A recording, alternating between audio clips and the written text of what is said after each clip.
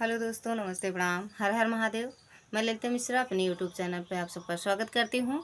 आप सब कैसे हैं? उम्मीद करती हूँ बहुत अच्छे होंगे। भोलेनाथ बाबा अपनी कृपा हमेशा आप सब पर बनाए रखे। आप सबको एक महाशिवरात्रि स्पेशल भजन सुनाऊंगी। अच्छा लगे तो कमेंट में ज़रूर बताना और मन लगा के, दिल लगा के सुनना, तो अपनी राय ज़रूर बताना। और जैसे सबका सपोर्ट कर रहे हैं वैसे हमारा भी सपोर्ट करिए प्लीज़। जानई सकल जहनवा हमारे बड़ा भोला सजनवा। जानई सकल जहनवा हमारे बड़ा भोला सजनवा। शीस जटा तन राख रामाए, शीस जटा तन राख रामाए। मथवा पे तीन नयनवा हमारे बड़ा भोला सजनवा। मथवा पे तीन नयनवा हमारे बड़ा भोला सजनवा।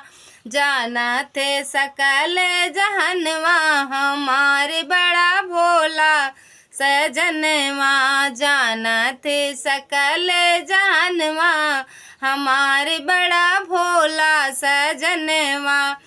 हाथ त्रिशूल कमंडल साजे, हाथ त्रिशूल कमंडल साजे।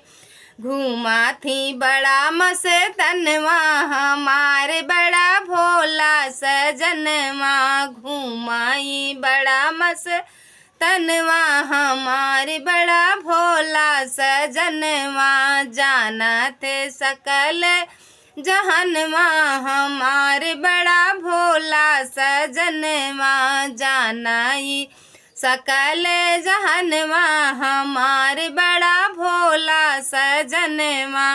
नंदी बैल पर आसन लगाए, नंदी बैल पर आसन लगाए। कैलाश पर्वत पे कुटिया रामाए, कैलाश पर्वत पे कुटिया रामाए।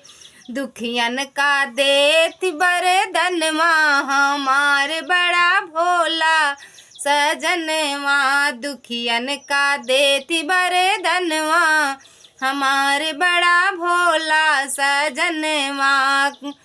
जानत सकल जहनवा हमारे बड़ा भोला सजनवा। जानत सकल जहनवा हमारे बड़ा भोला सजनवा।